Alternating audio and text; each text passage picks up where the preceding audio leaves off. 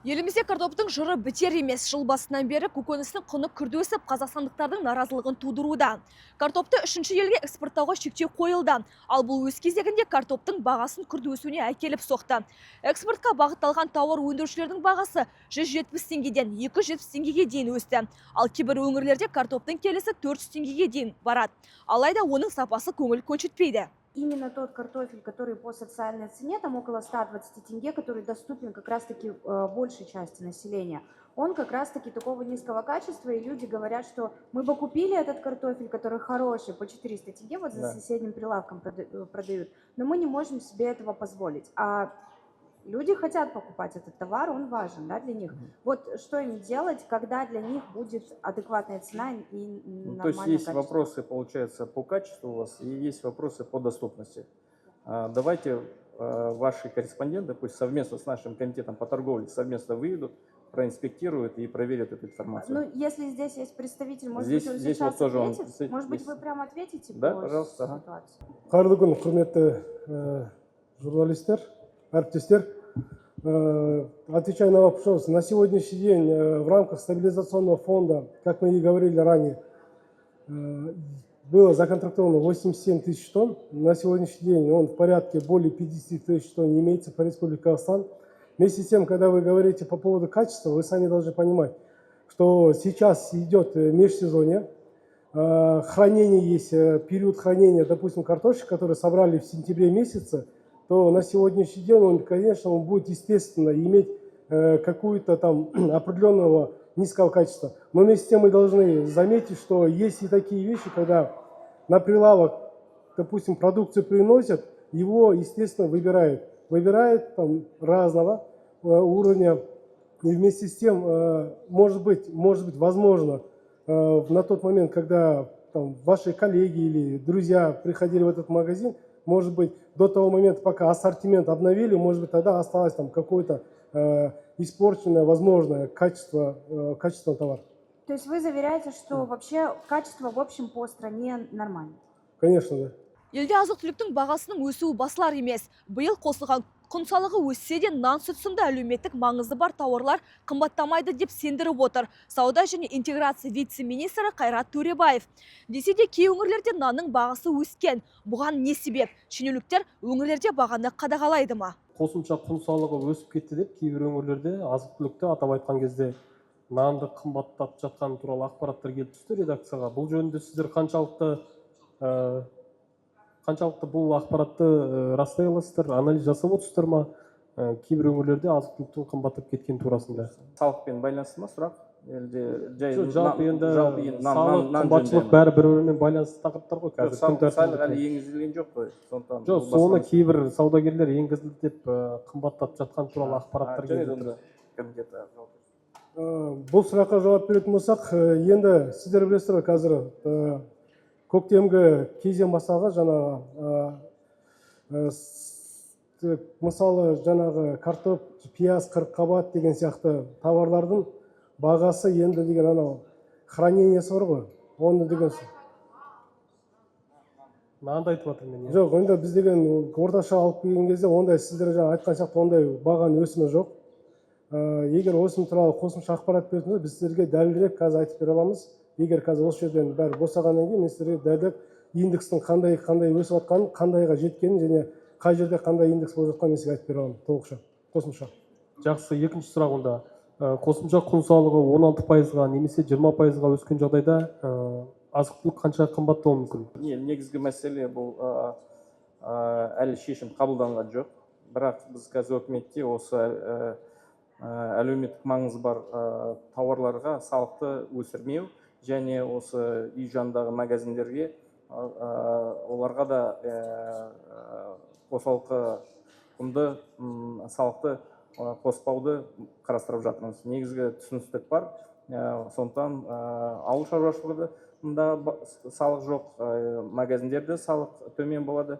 Және бұл әлеуметтік маңызы бар тауарларға салық өспейді деп пайымдап жатырмыз, жоспарлап жатырмыз. Бірақ әлеуметтік маңызы жоқ және әлеуметтік маңызы бар азық-түлікті бірге өндіретін адамдар бар ғой. Оны өндіреді. Енді ауыл шаруашылығында шығатын өнімдер енді салыққа ұшырамайды, өсіміне ұшырамайды.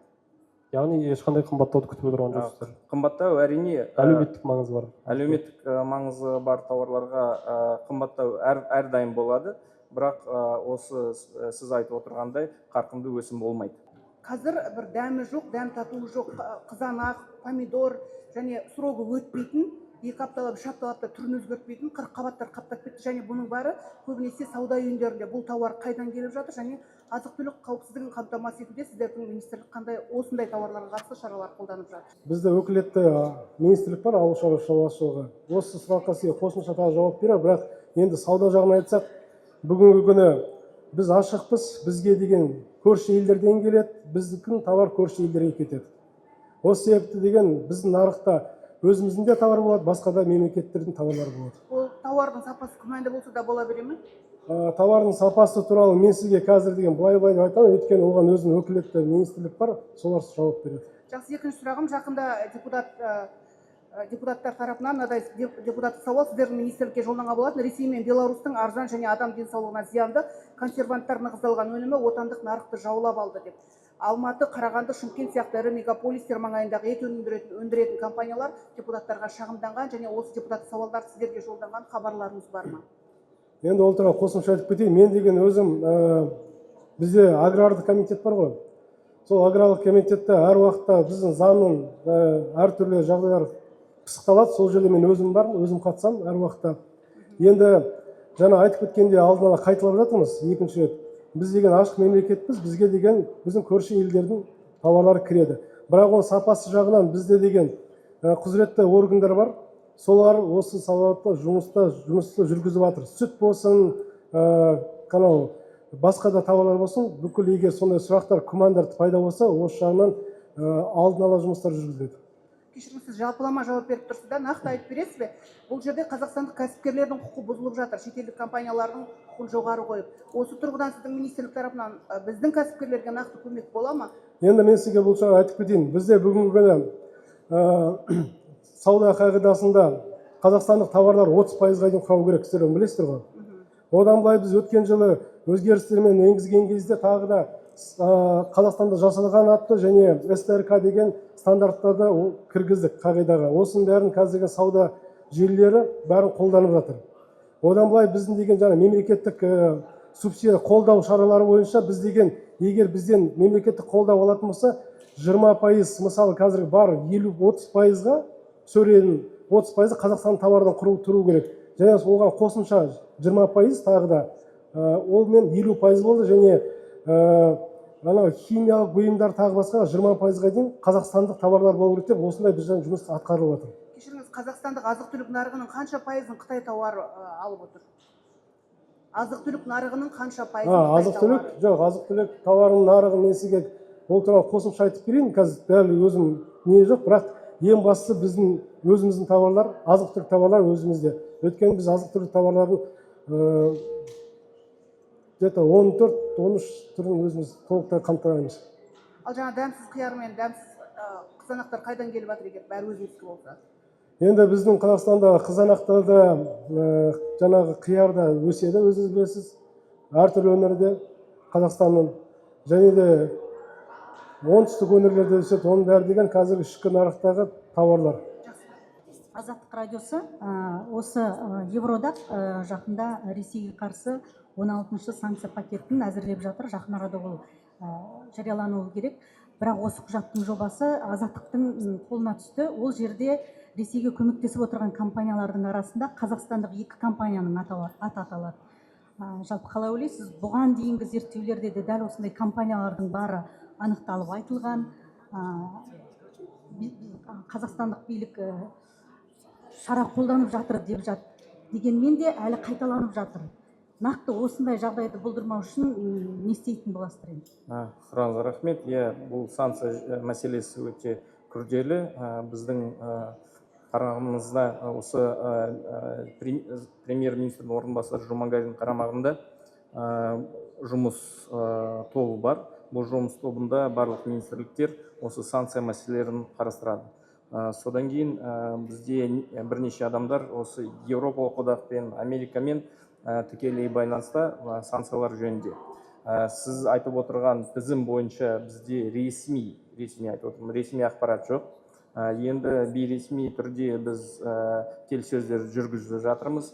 Енді қазақстандық компаниялар кіре ме, кірмей ме, оны шешімді Еуропалық одақ өз бетімен қарастырып, барлық мәселелерді егжей-тегжей зерттеп, содан кейін ғана қабылдайды. Біз болсақ, біздің тараптан барлық ақпаратты және барлық тетіктерді беріп жатырмыз. Енді көре жатармыз. Егер анықталатын болса, не істейсіздер? Егер анықталған жағдайда бізде әртүрлі протоколдар бар.